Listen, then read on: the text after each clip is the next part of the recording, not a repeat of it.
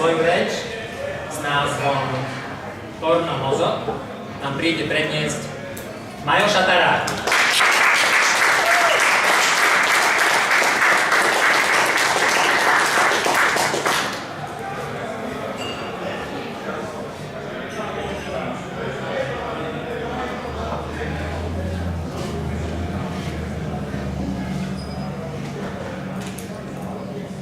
Téma, ktorá momentálne žijem, ktorá ma zaujíma, je sexualita.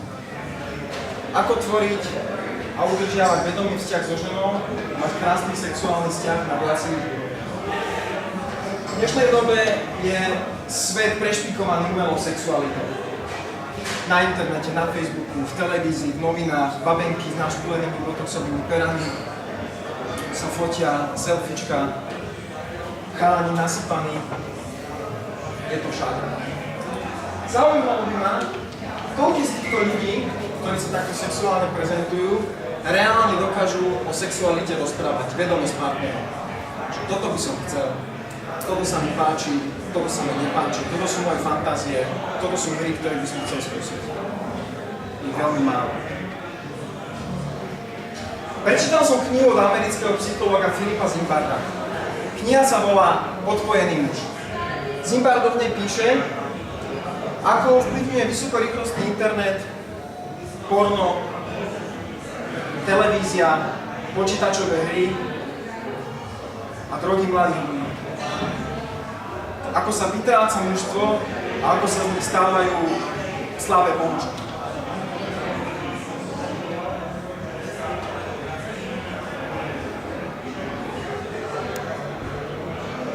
Teraz sa vás opýtam.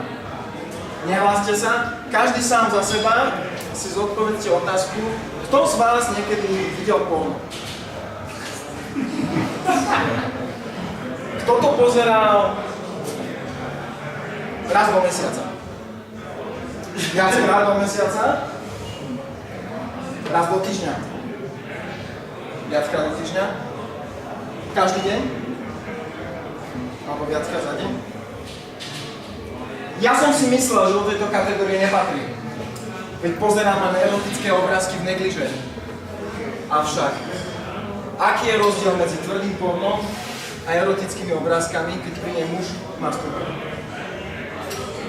Synapsie v mozgu sa zapájajú tak či onak. Ako Martin Paško spomenul v svojej minulej reči, mozog je neuroplastický a tak v každom veku vieme v ňom vyšľapať cestičky, ktoré sa neskôr zapájajú. Príbeh chlapca, ktorý sa volá Kiko, začal na strednej škole, keď si s chlapcami zdieľali medzi sebou porno. Postupne nahromadil dostatočné množstvo gigabajtov, aby to mohol pozerať. Avšak pozeral to niekoľko rokov, bavilo ho to, nadviazal vzťah, mal ženu, partnerku. Počasie sa mu však stalo, že sa mu pri žene nepostavil a nebol schopný stihnúť. Ale Kiko pokračuje ďalej, pozerá porno, pretože má ťažkú prácu, chodí domov unavený, smutný a potrebuje si uľaviť od stresu. Tak siahne po pornografii, však jednoduché uľavenie. Chvíľku mu to funguje, avšak potom zisťuje, že sa mu zahmlieva myseľ, že stráca motiváciu v živote, dokonca niekedy upadá do depresie. A tak Kiko pokračuje ďalej v porno, však čo spraví si to druhýkrát, tretíkrát, možno mu bude lepšie.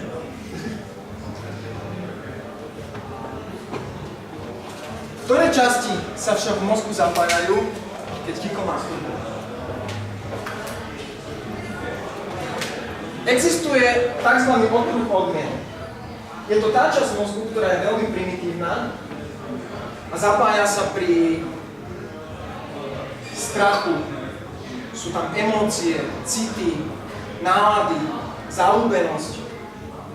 A tento okruh, táto časť mozgu je aktivovaná práve sexom, dobrým jedlom,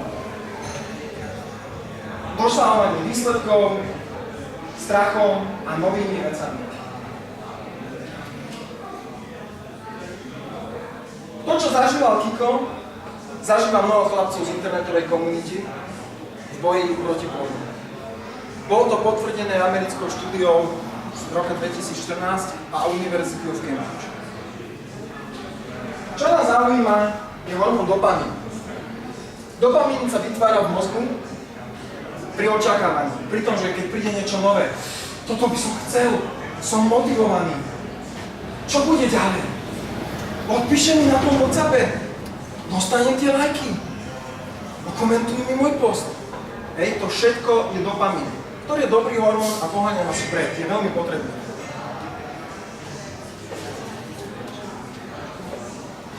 Pri sexe je tvorba dopamínu dvojnásobná ako v normále.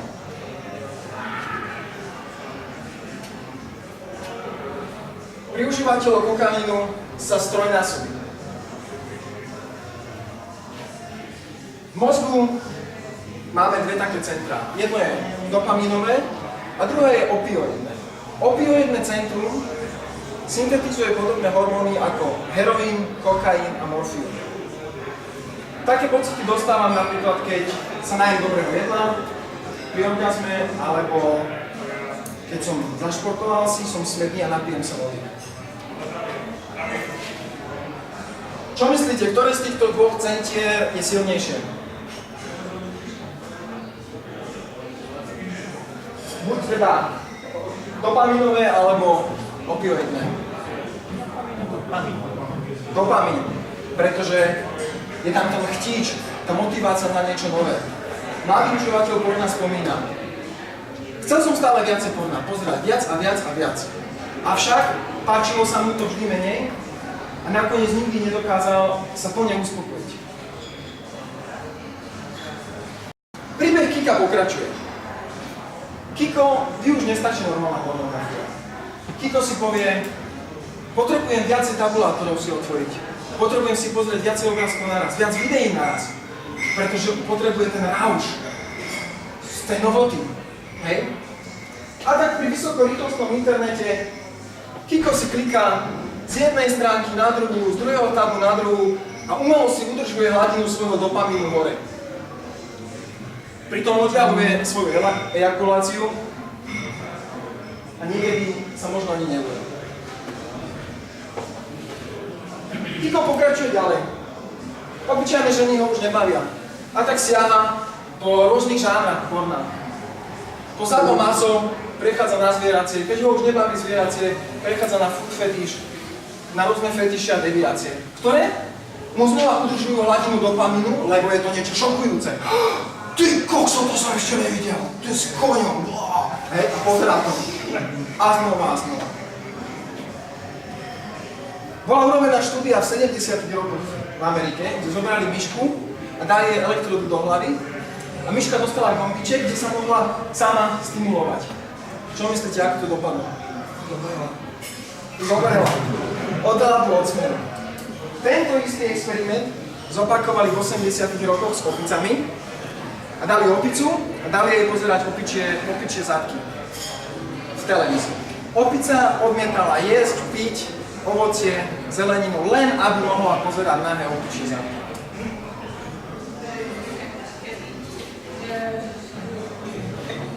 Ako sa my líšime od opic? Chlapci z internetovej komunity spomínajú, že po 5-mesačnej abstinencii sa ich chute a deviácie vrátili do normálu.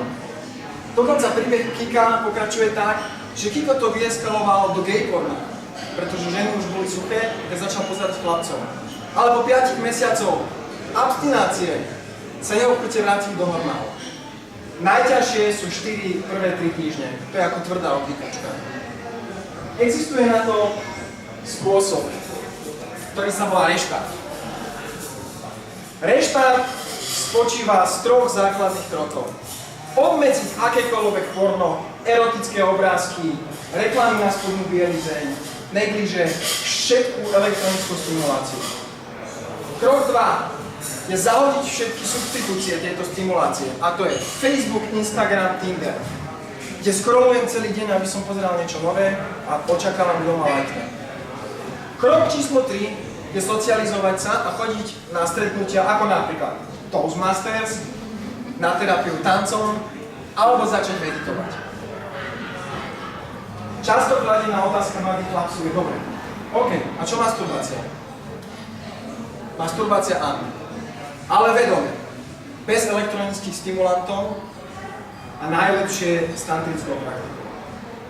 Ak sa chcete dozvedieť do tejto téme viac, rád vám odpoviem do stretnutia. Ďakujem.